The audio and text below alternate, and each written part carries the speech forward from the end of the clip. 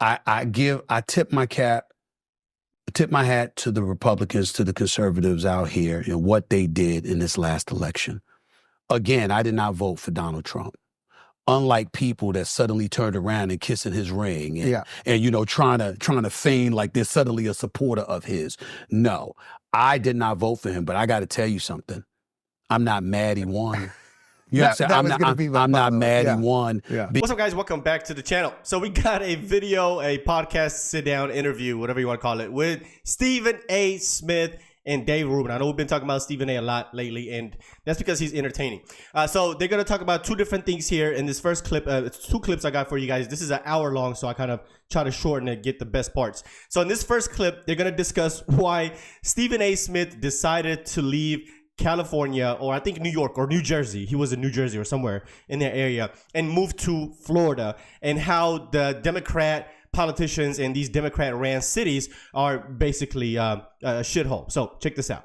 Property that I have available to me. I don't want, you know, anywhere from 9 to 11.5% of my money going away in state income taxes. And then you got the city taxes, and that doesn't even count federal income tax. I'm like, man, the hell with all of this. I'm so sick and tired of it. And then I go out, and the finishing touch for me was California, because I have to go out to LA a lot. And I am a fan of, I shouldn't say, listen, I like Gavin Newsom, the governor of Florida, from the standpoint as a person. Like, in other words, that's a rare comment said in this room. Nice person to talk to, because I've had conversations with him in the past. Highly intelligent individual, looks very sharp and very presidential in those suits. And then you see what's going on in California, you're like, nah. That's not me. These high taxes, the homelessness, the crime rate, etc. I'm looking at all of this unfolding because you have to remember I've been going back and forth to LA and New York a lot, pretty much since 2003. And so I see that, and I see the regression that has taken place. And so when people are going off, particularly folks on the left, and they're talking about these policies and what policies are better and what's not, and then I see folks on the right talking about real life issues and stuff like that, I'm like, I hate to admit it, they make a lot of sense. They make a lot of sense because I'm here, I'm pulling up to the gas station, the price of gas. I go to the supermarket for myself. I'm not one of those dudes that just send people to go. I go. Yeah. I know what the price of milk is. I know what the price of eggs are. I know these things. Yeah. I pump my own gas unless my guy is with me, my security. I pump my own gas. You know, I see the prices of this stuff. I'm like, what the hell is this? You know, and so I look at things from that standpoint, and when you hear people talking about practical things, and then I saw folks on the left basically trying to guilt me into voting for you, you know, it bothered me. I might have ended up voting for Kamala Harris because I didn't like how Trump acts. But what I didn't do was call him a racist. I didn't call him a Nazi. I knew Trump before he ran for president. Yeah. We talked on the phone. We talk at basketball games or boxing events. I knew this man. And so some of the things that were being said about him, I knew were not true. And I was saying, come on, y'all, you got to do better than that. And I look at all of those things, and all of those things contributed to my ultimate move to Florida, because I said, it's time to think about me more and stop being guilted into looking at things through their lens. And that's where I'm at. So you've seen that. There you have it. Hilarious, entertaining. Once again, this guy is just funny to listen to because, I mean, you just never know what you're going to get with Stephen A. Sometimes he makes sense. Sometimes he does not, especially on this next clip here, where they're going to discuss that he is actually glad that Donald Trump won. Because remember, a few clips ago, he said that he regrets voting for Kamala Harris, but he doesn't. He denied that, right? He denied, basically saying, "Oh, I never said that. I never said that." But in this clip, you're going to hear him say that he is actually glad that Donald Trump won, and is actually pissed off at the Democrats, and has this realization they are a bunch of hypocrites. Let's get into it. I tip my hat to the Republicans, to the conservatives out here and what they did in this last election. Again, I did not vote for Donald Trump. Unlike people that suddenly turned around and kissing his ring and you know, trying to feign like they're suddenly a supporter of his. No, I did not vote for him, but I got to tell you something. I'm not mad he won. You know what I'm that was saying? gonna be I'm not my- mad yeah. he won Yeah. because when I see, especially in the aftermath of the election, some of the things that transpired with the Democratic Party, you know, in an effort to manipulate the election and the vote, it really ticked me off. You can't sit up there standing on your pedestal, pretending to be paragons of virtue and pointing out all that ails our country because of the conservatives and the right, and then turn around and provide all the ammunition in the world for us to look at you and say, how are you much different? Even today, we're sitting here today. It's in the immediate aftermath of him being certified as the 47th president of the United States. The inauguration takes place January 21st.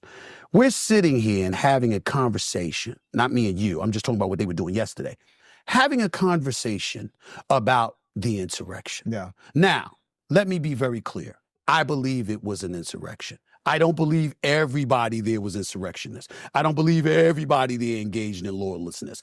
But to those who did, they deserve to be punished. But If you broke the law, you broke the law, you broke the law. Having said that, there does come a point in time to move on. I am completely disgusted that Judge Mershon, is that how you pronounce his name?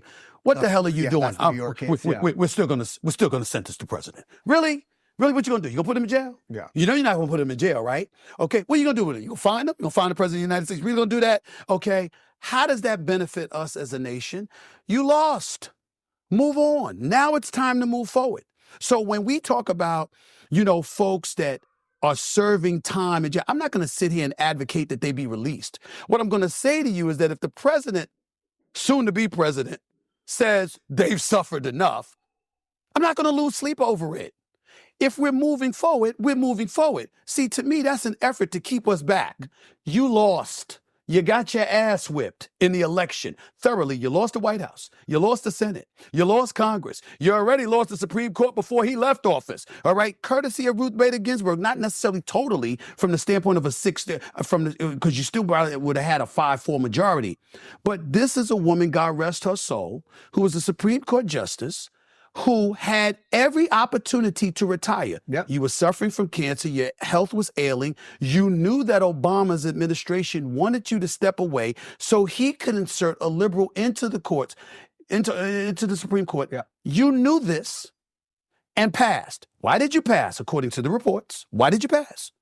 Because I want a woman to be the one that chooses my successor. Assuming hindsight, man. that Hillary was going to win. How dare you do that? How dare you put, if you truly believe this country needs to tilt a certain way, and you have millions upon millions of people who support that thinking, how dare you think about just yourself and talk about, I want a woman to provide, to pick my successor. You know, you can't make that assumption. Ego You got to and take what you got legacy to do weird ego, things, huh? ego, legacy. Why am I doing that? I'll bring it home for you. What do they talk about with Trump? Ego, legacy. He cares about Trump. Yeah. He cares about his legacy. The hell with the benefit of the country. Well, then why have you given us this ammunition to look at you and say, the hell with everybody else. I want to do what I want to do. Are you not guilty of the same kind of things? And that is the way that I think. And that is the stuff that I pay attention to, because I've had politicians call me and try to convince me to think a certain way and speak a certain way. And when you pick up the phone and call me, I'm talking about me, Dave. Yeah. When you pick up the phone and call me, I better not look at you and think you're a liar. Yeah. I better not look at you and think you're full of it, because then I don't like you, because you didn't have the decency to stay away. You actually called and tried to influence me, and turns out your ass was hypocritical. People like that, those are the kind of people that incur my wrath. Yeah, so there you have it, guys. We're going to stop it right there. That's the two clips that I had from this podcast.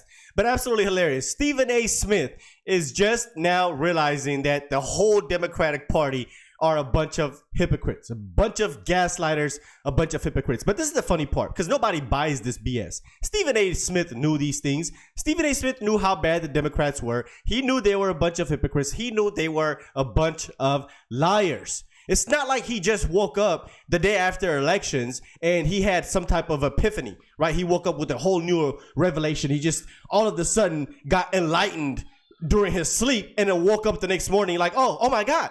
Oh, the Democrats are bad. Donald Trump is the good guy. He knew these things. All of them did. Cenk Uygur, Anna Kasparian, this guy right here, Bill Maher, all of these people know. They know. They just choose to willfully be ignorant, especially before the elections, because they were essentially, they're capitalists. These people are in the entertainment world. They have to retain an audience. So they've realized now that, hey, you know, the country is a little bit more conservative than we thought. Let's shift our, you know, ideas or our talking points just a little bit more to the right so we can get more viewership. Because you've seen what's been going on with all of these leftist podcasters and these leftist mainstream media outlets. Went down the tank, went down the drain. And some of these people are just smart enough to realize, hey, you know what?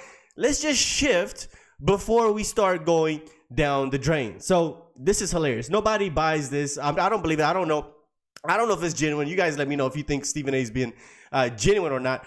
But I don't buy it. I honestly don't even care, to be honest with you, if he's being genuine or not. I just find this to be absolutely entertaining. So let me know what you guys think. I hope you found it at least entertaining as much as I did. Let's talk about it in the comment section. Do you think, I mean, is he being genuine? Do you believe him? Let me know in the comments. And of course, if you're brand new, consider hitting subscribing, guys. Hit the like button. And I'll see you guys on the next one. Peace.